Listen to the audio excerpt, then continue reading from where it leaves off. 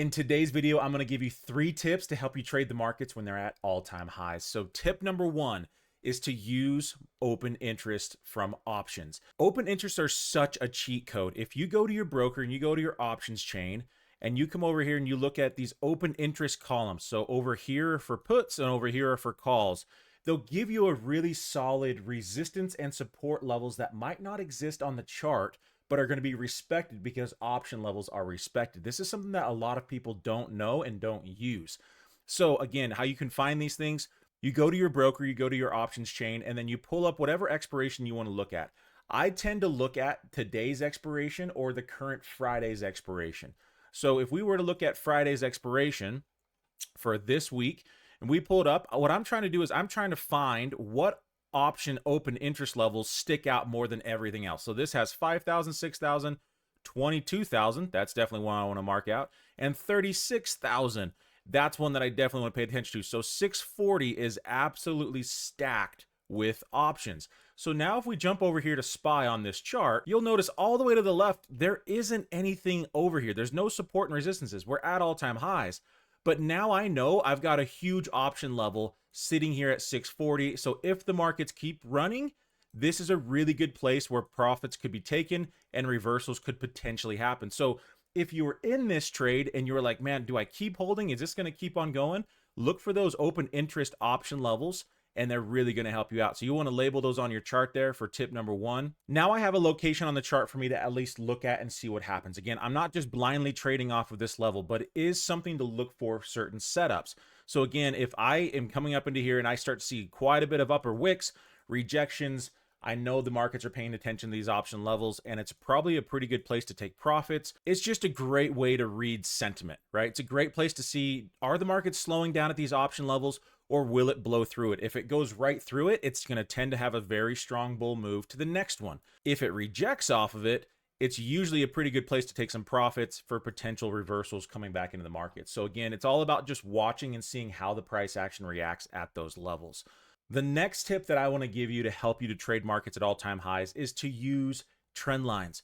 Trend lines are so easy, and a lot of people don't use them, especially at all-time highs, because I don't have any support and resistances up here. And so if I were to just come through here and connect as many points as I can, I've also got another trend line going up here, but that's not anywhere close to this price. So right now I'm going to connect these 3 tops, and sure enough, we're about to interact with that trend line right now. So this is another place for me to start looking at and going, okay, if I start getting heavy selling off of this, now I know this is something I can look at in the future. So if it comes back down and bounces back up, I can use that to kind of help time my exits again, to help me time some entries, or at least be able to read strength and sentiment at these all-time highs. The final tip for you on trading markets at all-time highs is to have the right expectations.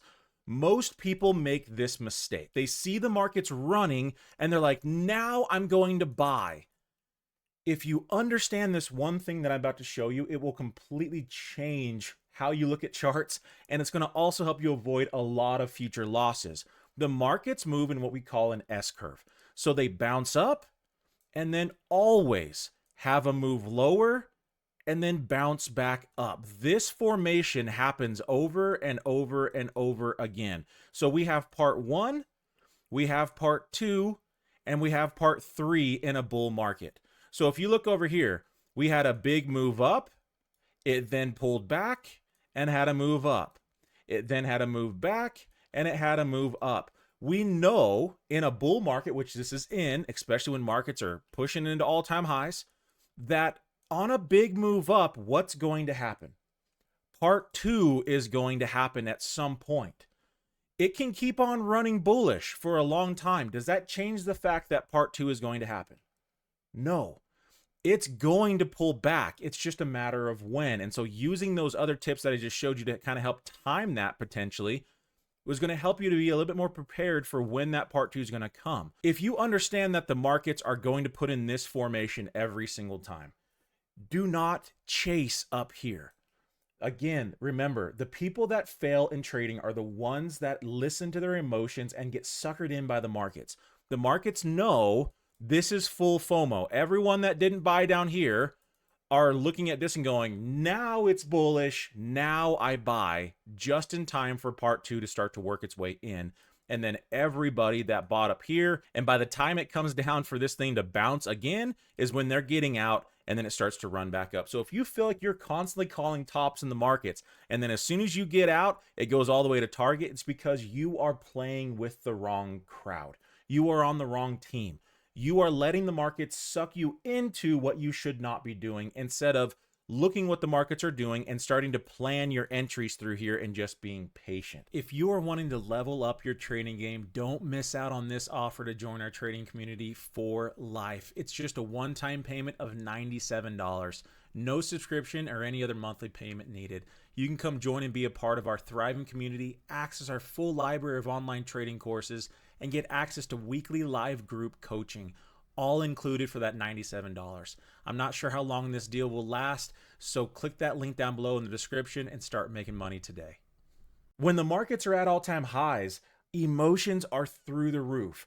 Fear, greed is rampaging on both ends. People are holding and hoping that they can make a killing on it. And at the exact same time, you have a lot of people that aren't in on it that are missing out that want to get in. And the markets will always pull that rug out as soon as everybody gets euphoric. And so when the markets are at all-time highs, you need to understand this is where it gets tricky. It's not easy trading like everyone thinks.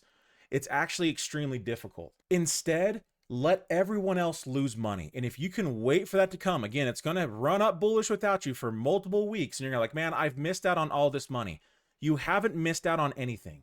This is your sentiment reader to tell you how strong it is. And then your job is to get in on a dip and take it to a new all-time high again. If you're not in on this move, don't let yourself view it as I'm missing out. I should be making money on this move.